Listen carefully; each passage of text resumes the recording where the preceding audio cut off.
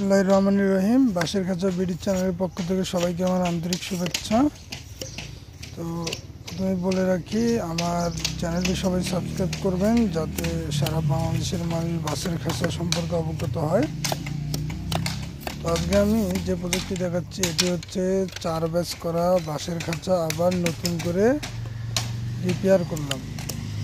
এই খাঁচাগুলো আমরা 4 ব্যাচ করেছিলাম, এখন আবার এগুলো 2 ব্যাচের জন্য প্রস্তুত করা হচ্ছে। তো আমার এই দক্ষ কারিগররা এখান থেকে নষ্ট বাতিগুলো উঠিয়ে নিয়ে এখানে নতুন বাতি প্রতিস্থাপন করবেন।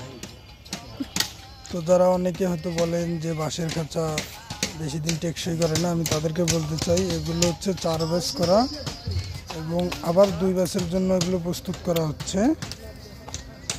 তো এগুলো হচ্ছে নিচের তলার অংশ, মুরগির যে খাঁচাটার তলার অংশ। এই দেখুন নতুন বাতিগুলো আমরা পুরাতনগুলো উঠাই নিছি। এখন এখানে আমরা নতুন বাতিগুলো প্রতিস্থাপন করব। এগুলো হচ্ছে তলেগুলো রিপেয়ার করা। দেখেন এগুলো রিপেয়ার করলে আরও স্ট্রং হয় এই খাঁচাগুলো। তো যেখান থেকে দেখছেন অবশ্যই আমার চ্যানেলটি সাবস্ক্রাইব করবেন অবশ্যই, আর যে কোনো কিছু জানার থাকলে কমেন্ট করবেন যাতে বাংলাদেশের মানুষ বাঁশের খাঁচা সম্পর্কে অবগত হয়।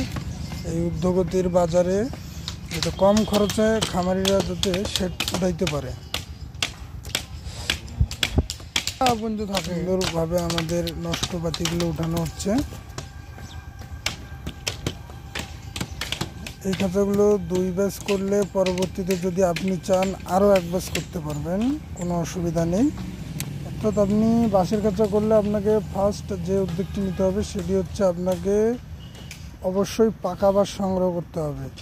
যদি আপনি পাকা বাঁশ হারভেস্ট করতে পারেন তাহলে আপনার খাঁচাগুলো অনেক দিন যাবে। তো দেখুন এগুলো হচ্ছে আমার গেটের অংশ, এগুলো ভালোই আছে অবশ্য। তারপরে এগুলো আমাদের চেক দিতে হবে। এখান থেকে নষ্ট বাতিগুলো আমরা আউট